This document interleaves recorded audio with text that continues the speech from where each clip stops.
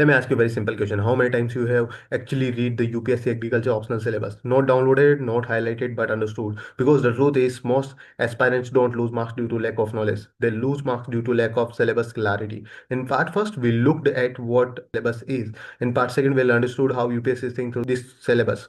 And there are the two papers, paper first and paper second. What UPSC really wants and what you should completely ignore. I'm Jay and this is Beyond Agriculture. Let's decode the syllabus the way UPSC sees it. If you look at agriculture optional syllabus at the first glance, it feels very huge, scary, and unmanageable. But the moment you start it through the previous year questions papers, you realize something very important. UPSC does not ask randomly. Some areas are repeatedly tested, and some areas can never be ignored, no matter who is the paper setter is. So let's break this smartly paper by paper.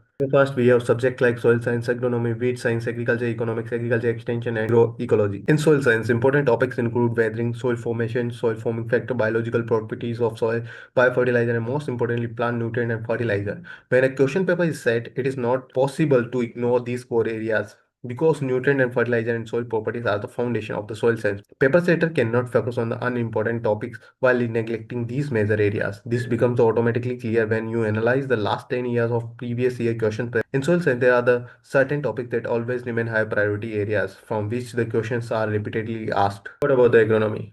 Earlier, UPSC used to ask more crop-based questions, where the name of crops such as rice, wheat, maize, sugarcane, pearl millet were given and students were asked about their special cultural practices. Before 2009, questions were often asked in a tabular form, where candidates had to fill in details such as the seed rate, spacing, and sowing time and yield.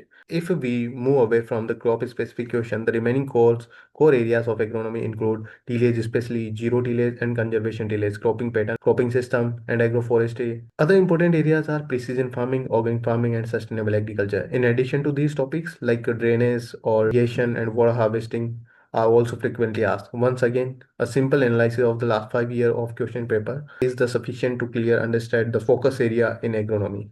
Earlier, UPSC used to ask more questions related to the biological control of the weeds. However, the pattern is now changing and greater emphasis is being placed on the herbicide and their negative impact and method to manage these impact and herbicide resistance. A systematic approach to weed science preparation can be begin with introduction and definition of the weed followed by the classification of weed characteristics of the weeds and their method of dispersal. Finally, different weed control methods should be covered such as physical, mechanical, biological and chemical control.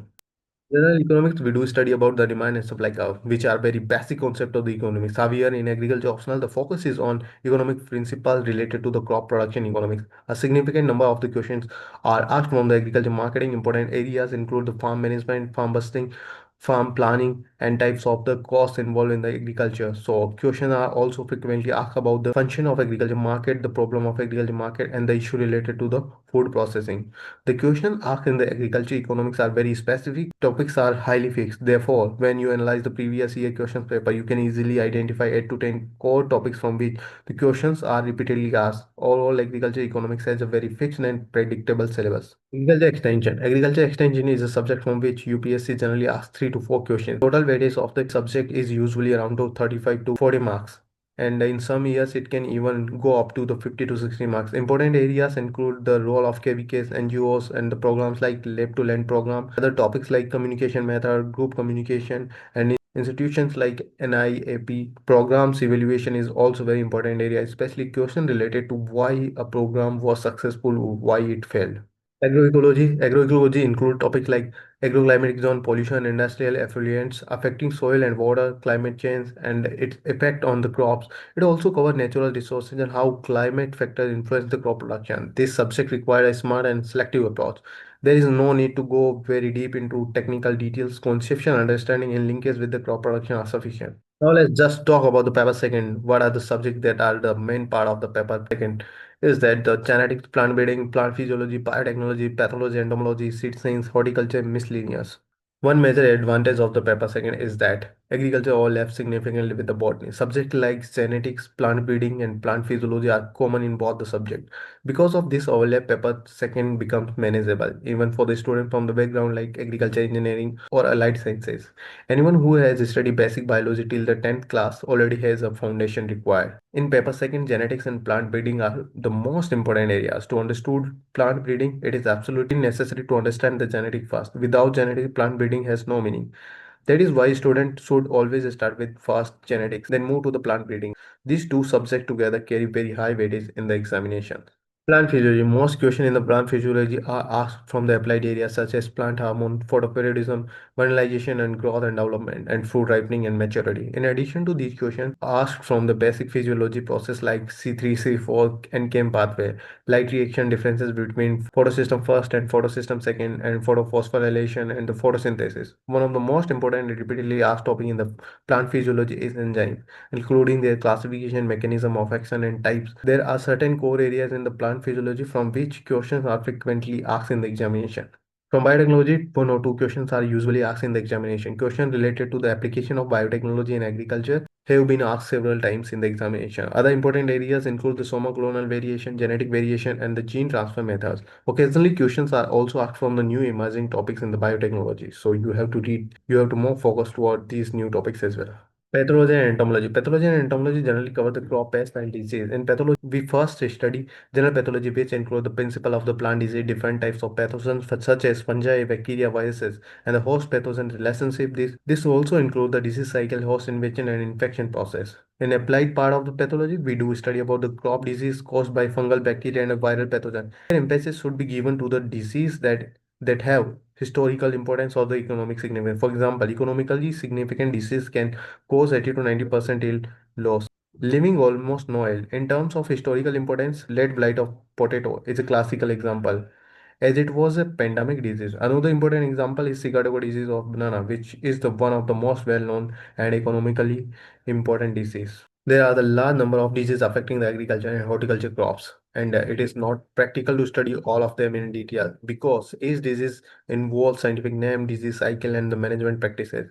If a question in the examination asks about the specific crop disease, it is essential to mention the scientific name of that causal organism. Writing an answer without a scientific name is like writing a resume without your name. So therefore, remembering the name of the disease causing organism is very important. If you do not know disease causing organism or insect, it is better to not attempt that question.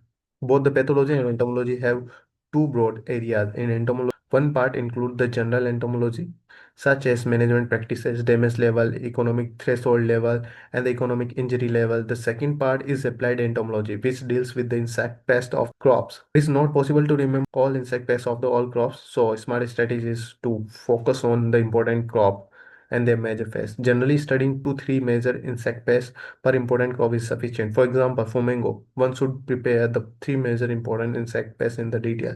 This approach should be followed for the major horticultural and agricultural crops. Seed science. In seed science, the syllabus is very limited. You only need to focus on the certain topics that are frequently asked in the examination. Important areas include the classes of the seed, seed dormancy, and the seed storage and seed certification. The process of seed certification and the legislation and the principle of seed production. These are the core areas from which the questions are repeatedly asked in the examination, and most of them can easily identify through the analysis of the previous year question paper. Horticulture is a very vast subject. It includes the fruit, vegetable, medicinal, aromatic plant, spices, and plantation crops. Covering more than 150 crops, it is not practical to prepare every crop in very detail. So, selective approach is very necessary. You should develop short notes or simple tricks to remember the important features of the major crop from the examination point of view. Important areas in horticulture include the different method of the propagation, types of garden, and several other related concepts. In addition to the crop related topics, forest harvest management, food processing, practice like training, pruning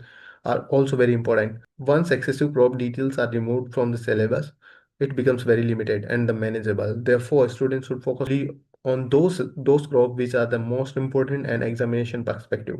Miscellaneous.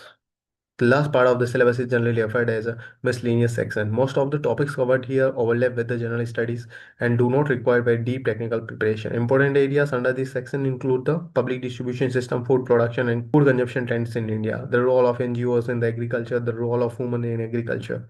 These topics are analytical and descriptive in the nature, can be easily prepared with the basic understanding and current relevance. So in paper second, the major focus should be on genetics and plant breeding, plant physiology and seed science because significant number of the questions asked from these subjects. These areas can help you in securing the consistent marks. Pathology and entomology, the questions are often asked crop specific and usually ask for the 10 marks. For example, questions like write a short notes on 4 diseases of mango or discuss 4 major insect pests of the mango are commonly seen in the examination. Therefore, it is important to remember major disease and major pests of the crops along with their scientific name and key characteristics. UPSC Agriculture Optional Syllabus is not a formality, it is a strategy document. If you understand it, your preparation becomes the focus. If you ignore it, your hard work becomes random. Don't chase more books, don't chase more sources. Clarity. In the next part of video, we'll see how UPSC convert these syllabus lines into the real questions and how you should prepare for them. I'm Chase Brennan and this is Beyond Agriculture. If this video gave you clarity, not motivation, then this series is doing its job. See you in the next part of the video. This is part number 3.